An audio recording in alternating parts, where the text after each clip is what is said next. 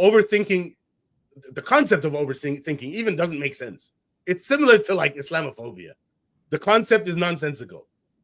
Overthinking, the way they're trying to describe it, if it was a real thing, it's like thinking more than necessary about a topic, or thinking more than what was needed, or thinking more than what was good, or you know what I mean? More than something. What's the something? They don't really specify, and everyone's upset too. They're also saying, I'm upset about this overthinking. By the way, when we talk about physics, if somebody spent an extra hour studying for physics for a physics test, nobody would use the term "I was overthinking." Okay, or maybe that's not even a good example. But let's say a specific physics problem. You came up with a solution. You think it's right because you don't see any problems with it. You don't see any reason to believe it's wrong. If there's an overthinking scenario there, it's okay. You spent more time trying to figure out if you were wrong, but then didn't get anywhere, and you just did a double check or a triple check, and it's still the same conclusion. Is that kind of overthinking? Well, here's the thing. Nobody's upset about that. Nobody's having emotions about that. You know, I'd say there's just wrong thinking. If you're thinking about something when you should have been thinking about something else instead, that's what I mean by wrong thinking. I get into details next here. Let me make a couple of comments about what you just said. The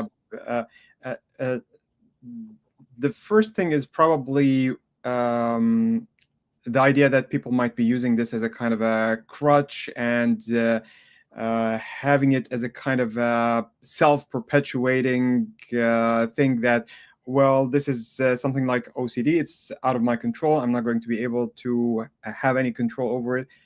My own experience and what I have seen in others, especially people who have left religion a long time ago.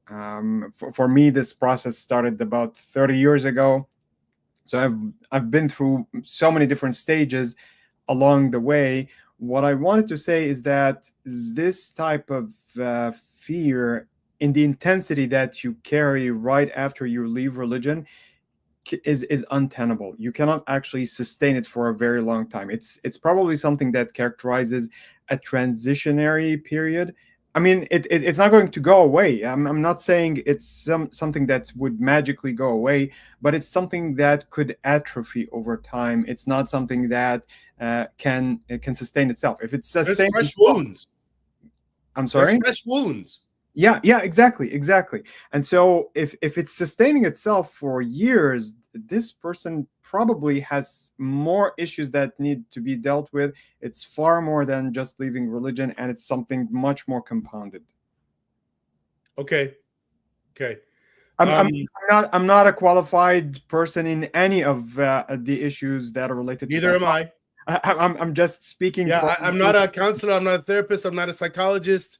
I'm not a psychiatrist. I don't know what other ologists there are. Yeah. My background is in physics.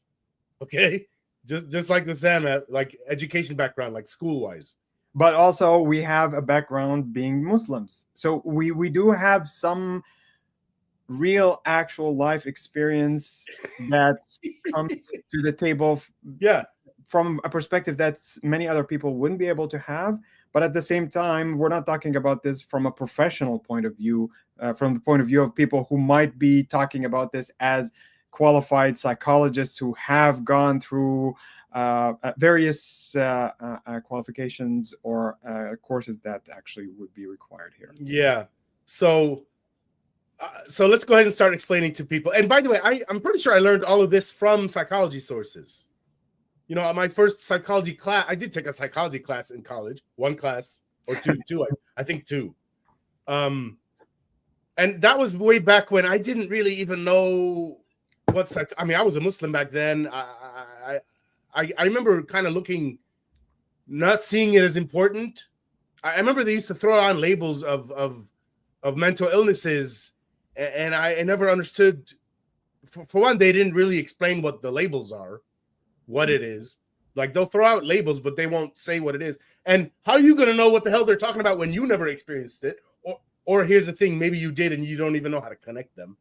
Right. You know, there's, the first time you have anxiety and you don't know the concept of anxiety, you probably can't pinpoint the word anxiety or the concept with that thing you just experienced. Right. But later, when you learn the concept and you start, maybe you watch a movie and you see somebody have some anxiety and you look at that, it's like, I've experienced that. I know what's going on there, or a version of it. Because of course there's like degrees or complexity. You know, you can't boil it down to like one little thing or a name.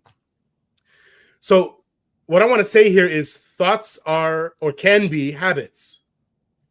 Of course, if you just had a new thought, it's the first time ever, that can't be a habit yet. But if you have the same thought repeatedly and it's in the trigger form, like it gets triggered, you know, like intuitional gets triggered.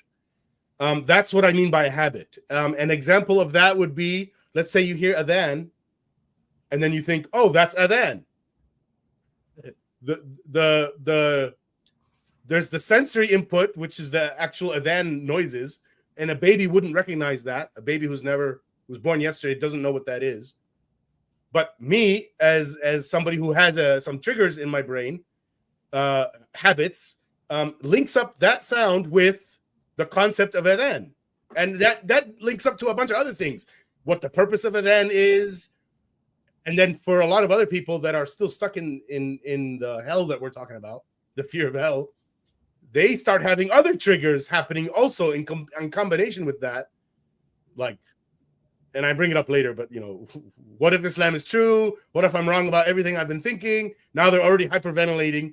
Oh no, I'm going to hell. And then now they're having a panic attack. And it was a bunch of habitual thoughts and emotions popping up, each one causing the next one in a chain reaction. That's what I say here. It can cause a chain reaction.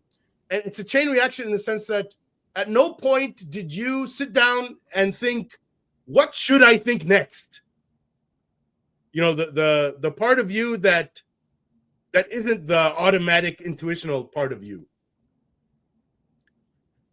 Cat says I made it for once.